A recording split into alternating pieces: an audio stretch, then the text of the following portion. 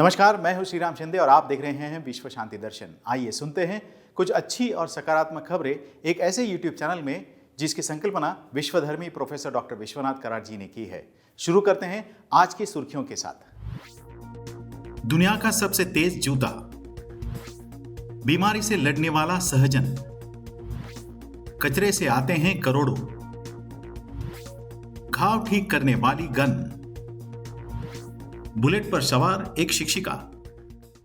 शोधकर्ताओं ने बनाया है दुनिया का सबसे तेज चलने में मदद करने वाला जूता। जानते हैं क्या है यह आविष्कार। मूनवॉकर जूतों में स्केट्स की तरह ही 8 पॉलीयूरेथीन पहिए लगे हैं और ये 300 वॉट की इलेक्ट्रिक मोटर द्वारा संचालित होते हैं। निर्माता कंपनी वादा करती है कि वे चलने की गति को 250% तक बढ़ाने में सक्षम होंगे। मतलब पहनने वाले 11 किलोमीटर प्रति घंटा की रफ्तार से चल सकते हैं। मूनवॉकर्स बैटरी से चलने वाले स्नीकर्स हैं जो स्केट्स की तरह दिखते हैं, लेकिन कृत्रिम बुद्धिमत्ता और एल्गोरिदम द्वारा संचालित होते हैं जो पहनने वाले को बिना किसी नियंत्रण के सामान्य रूप से चलने में मदद करते हैं। इसमें लगे सेंसर उपयोगकर्ता के चाल की निगरानी करते हैं, जबकि एल्गोरिदम स्वचालित रूप से मोटर्स को समायोजित करते हैं, प्रत्येक कदम को सिंक्रोनाइज करते हैं, जिससे चलने की गति बढ़ जाती है। बीमारी से लड़ने वाला सहजन है भारत का सुपरफूड। लेते हैं ज्यादा जानकारी। सहजन के सेवन से कई तरह की शारीरिक बीमारियों में राहत मिलती है, जबकि इसके बहुगुणी होने के कारण कोरोना जैसी महामारी से लड़ने की ताकत भी मिलती है। सहजन दैवीय गुण वाले पौधे के रूप में इस्तेमाल किया जाता है। सहजन एवं मीठी नीम या करी पत्ता के महत्व को उत्तर भारत की तुलना में दक्षिण भारत के लोगों को पहले से ही पता है। सहजन का वैज्ञानिक नाम मोरिंगा ओलिफेरा है। यह बहुउपयोगी पौधा भी है, इसलिए पौधे के सभी भागों का प्रयोग भोजन, दवा, औद्योगिक कार्यों आदि में किया जाता है। यह साल भर उगाए जाने वाली बहुवर्षीय फसल भी है। सहजन की खेती भारत ही नहीं बल्कि फिलीपींस, हवाई, मेक्सिको, श्रीलंका, मलेशिया आदि देशों में भी की जाती है। दिव्या शेट्टी और विष्णुवर्धन बिना कचरे की दुनिया बनाने के मिशन पर हैं। सुनते हैं पूरी कहानी। दिव्या और विष्णु अपने सामाजिक नवाचारों के माध्यम से एक बेहतर, स्वच्छ और हरित दुनिया का निर्माण कर रहे हैं। केंद्रीय प्रदूषण नियंत्रण बोर्ड के अनुसार भारत में अनुमानित अपशिष्ट उत्पादन प्रतिदिन 1,41,064 टन है। शहरी क्षेत्रों में निर्मित पुनर्चक्रण योग्य कचरे का 50% कागज कचरा है।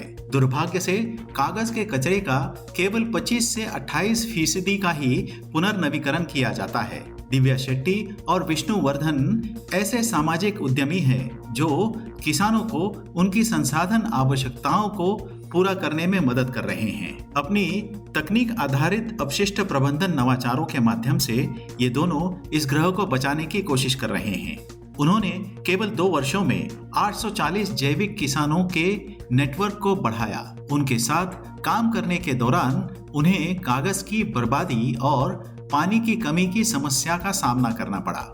यह एक स्टार्टअप है जो कचरे से टिकाऊ मूल्यवर्धित सामान बनाता है। इन रोपण योग्य उत्पादनों में पेंसिल, स्टेशनरी, समाचार पत्र आदि शामिल हैं। दिव्या शेट्टी और विष्णुवर्धन दोनों का मानना है कि एक सच्चा चेंज मेकर कोई कीबोर्ड योद्धा नहीं है, बल्कि कोई है जो लोगों के बीच जाता है और बदलाव लाने की दिशा में काम करता है। उन्हें भारतीय उद्यमी परिषद द्वारा सर्वश्रेष्ठ पर्यावरणविद पुरस्कार से सम्मानित किया गया है और उनके प्रयासों के लिए महिला आर्थिक मंच द्वारा सभी के लिए एक बेहतर दुनिया बनाने वाले युवा नेताओं के रूप में मान्यता दी गई है। विश्व शांति दर्शन द्वारा विश्व शांति छात्र फिल्म महोत्सव का आयोजन किया जा रहा है, जो पुणे स्थित विश्व शांति गुंबद से प्रेरित है। विज्ञान और अध्यात्म के एकत्रित माध्यम से शांति की संस्कृति को बढ़ाने के लिए इस महोत्सव का आयोजन हो रहा है। इसमें सहभागी विद्यार्थी कम से कम 5 और ज्यादा से ज्यादा 8 मिनट की फिल्में भेज सकते हैं। फिल्म, टेलीविजन, डिजाइन और मीडिया के छात्रों को अपनी प्रतिभा दिखाने और नगद पुरस्कार जीतने का यह एक अच्छा अवसर है। इस महोत्सव के लिए कोई प्रवेश शुल्क नहीं है।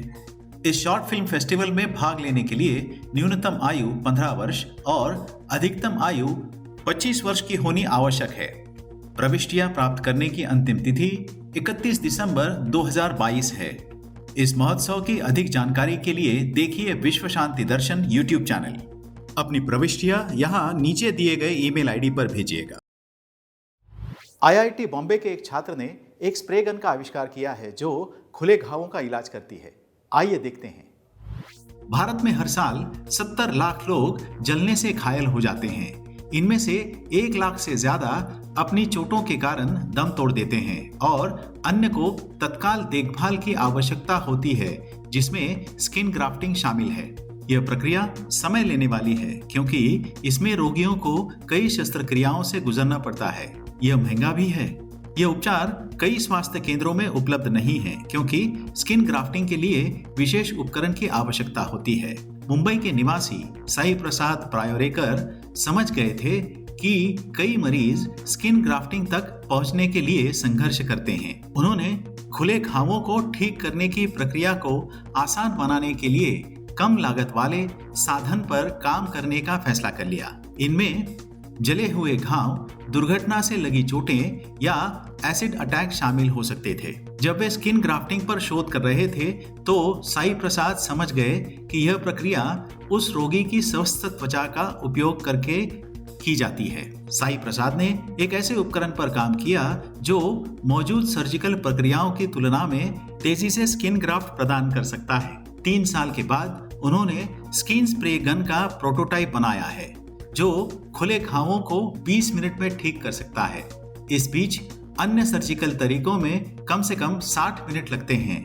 अपने स्टार्टअप पेसिफाइड मेडिकल टेक्नोलॉजी मुंबई के माध्यम से साई प्रसाद 1 साल के भीतर स्किन स्प्रे गन का व्यवसायीकरण करने की उम्मीद करते हैं।